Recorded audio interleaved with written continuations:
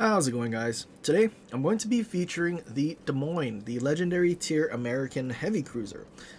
In this match, I'm still using Hoshino. Hoshino is just the commander that I've been thoroughly enjoying, just simply because you get reload for dealing damage via your ledge mod, and then you get more reload via the second row skill that also gives you turret traverse. Unfortunately, there's a CV in this match, even though we play Legendary tier to dodge CVs as much as we can, as the enemy carrier basically dropped our friendly destroyer in spawn within 15 seconds, around 15 seconds of the match starting. So go figure, making planes much faster and giving them infinite boost. Yeah, aside from AA needing to reload and also having short range AA in this game compared to the PC version, which CVs are still Ebola. Yeah, shorter range, AA needs to reload, faster planes, unlimited speed, speed boost, so you're just in AA even less. Yeah, there's a pretty good reason why we don't play tier 7 much anymore. But friendly Jutlin, I don't know, he did a good job dodging the first drop, but I think after the CV just decided to harass him, he realized he's just going to get harassed for the entire match, and he just simply ended up giving up. He just drives into the cap and basically parks for the enemy Shima torpedoes, and there's really not much you can do when there's a CV that just isn't going to give you a chance. Not that Jutlin even has good AA, so he really didn't have a chance to begin with. We pop our radar with hopes that the Jutlin was just spotted by the Shima for some reason, but unfortunately I think he was actually radared by the enemy Worcester that is, or has spawned by A. We catch the enemy Shima with our last 7 seconds of radar, and we do land one pretty good salvo. I mean, you saw the damage we did. That is thanks to us building for HE and trying to get our HE DPM back to where it was, 304,000 versus the old 309. Shima took some damage from our friendly midway, and luckily, I guess he got the Shima to DCP, so the fire that we actually set at him is permanent, and the 2 km detection increase while on fire helps us out greatly, so we're at least able to trade our Jutlin that just YOLO'd in and died for their Shima, and the Shima was actually in a division with the enemy Hokuryu, so you know they're going to be pretty salty and I suppose focus me for the rest of the match. I think they're also in a division with the enemy Montana, so we can assume we're just going to simply get focused for the rest of the match by the Hokuryu, even though there's a lot of other things the Hokuryu could technically go after. Friendly Minotaur charging into A. I mean, there's literally a battleship that's spotted on the map. Not a great idea.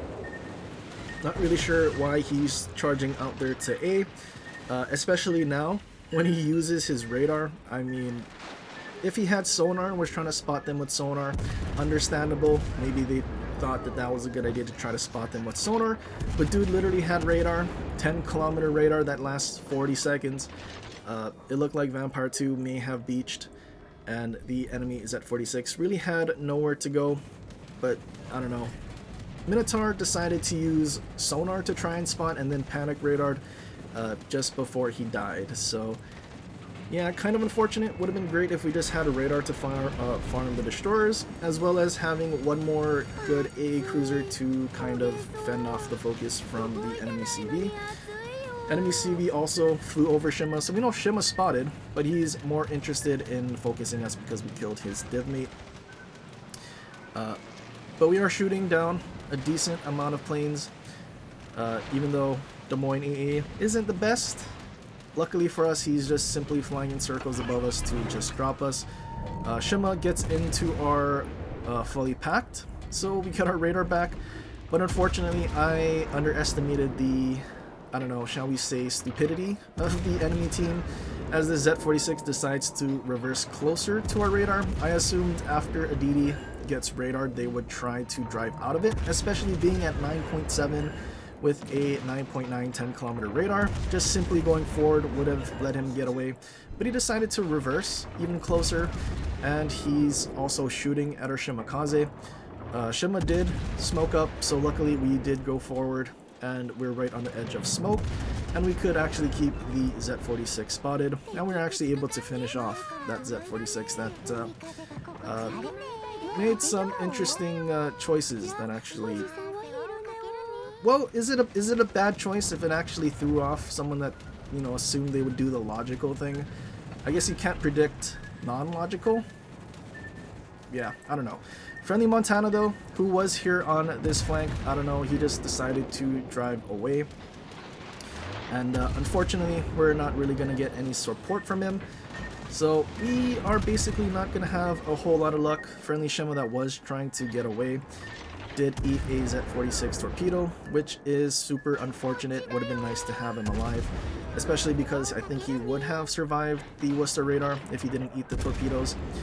Trying to reverse away because the enemy Montana is charging in.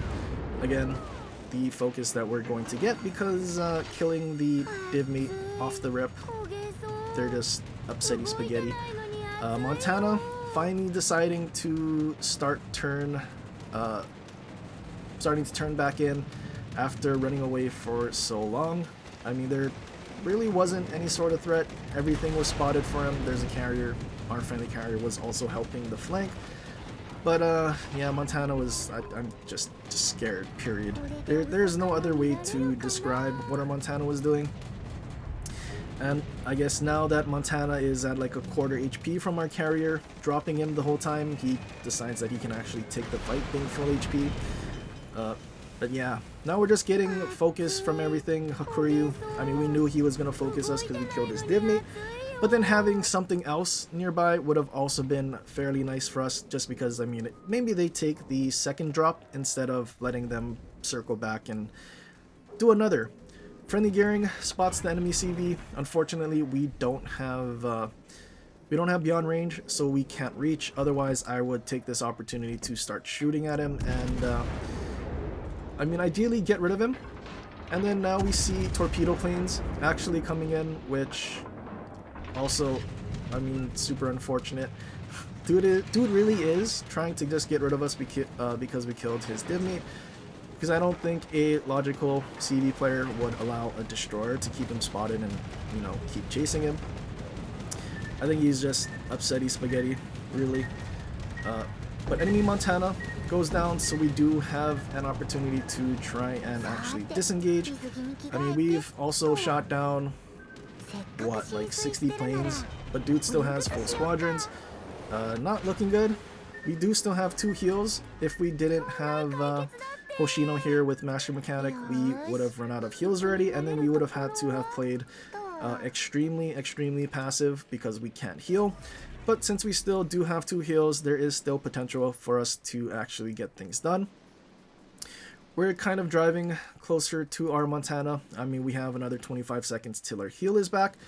So we just need to get to this island. Hopefully we can cap it and not get reset. Worcester, still looking for us. I would have assumed he'd be trying to radar the enemy, or sorry, friendly gearing. But we go unspotted. We get around the corner of this island. I make a mistake here. I was kind of assuming the Worcester was going to go bow in. But he ends up just staying pretty broadside. We do switch to HE here because, again, I assumed, seeing 2 salvos of AP, he was going to try and angle, but I guess, I don't know, he decided trying to do as much DPM as possible would have given him enough damage output that we end up dying. But lo and behold, we pop our heal before we got around the corner, and well, that heal kind of saved us. We kill the Worcester, we go unspotted. Enemy Vampire can't really take any more accurate shots at us because he has his crawling smoke going. And being plane spotted, after the changes, they can't see us anymore, so that works out for us. Gonna be extremely close with our HP.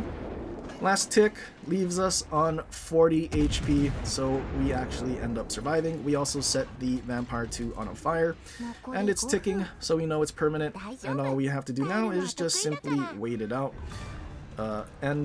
Yeah, enemy Vampire 2 goes down. Now all that's left is the enemy Hakuryu. Our friendly cruiser, NC, I don't know what happened. He ended up either disconnecting or quitting, but yeah, that would have been also another ship that possibly could have taken some aggro from the Hakuryu if he wasn't so focused on trying to get rid of me. I guess he finally decided to go after our destroyer. Maybe they assumed that I was gonna die, but no, I am not going to go down here. We also get our last heal off of cooldown, and now we're just going to simply keep sailing towards the enemy Hakuryu. Trying to just dodge CV planes isn't as difficult as dodging CV planes while there's enemy surface ships around.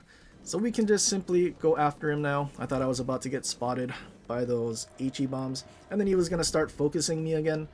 But luckily, he turns around to go and drop our gearing. And now we just simply keep sailing towards the enemy Hakuryu, who decided to just drive straight into the border and ride it. Unfortunately though, legendary tier CVs, their deck is like 50-60 millimeters, so our HE is going to keep shattering. So we're kind of hoping for fires or something at this point. And then I'm going to keep pushing towards A, and hopefully we can get a good enough angle where eventually we can assume that our AP may actually deal some decent damage.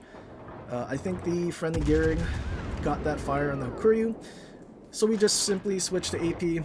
I'm starting to think we do have a good enough angle, but then midway torps come in, and well, unfortunately our salvo didn't kill him, and gearing finally ends up taking him out, and the Hakuryu does finish him off at the same instance. Seems like he should have gotten the gearing sooner instead of focusing a cruiser so far away. Then maybe he would have survived and actually have been able to kill us both, but that greed focus to avenge his div mate just simply didn't work out for him. Also, not even 100,000 damage, but we got 5k XP just simply from planes. I mean, part of me doesn't think that this should even be a thing, but at the same time, if it wasn't for the XP, then CV games would just be like horrendous. I mean, it's already horrendous, but even more so.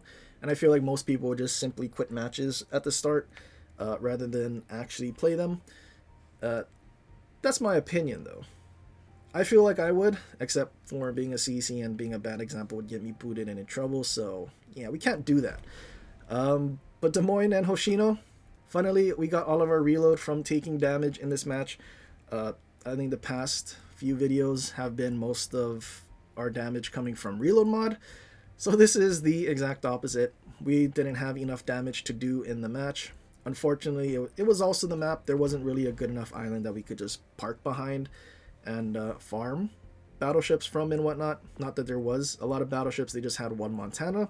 And again, being 8 versus 8 because the CVs were apparently, I guess, waiting in queue for 5 minutes, and the matchmaker didn't want to wait for one more player. But yeah, Des Moines and Hoshino, somehow 5k, not even doing 100,000 damage. Yeah, we actually got to use all 5 heals this time as well. So I guess another good example of Hoshino being a decent cruiser commander. Just the lack of range is, I guess, the difficult part.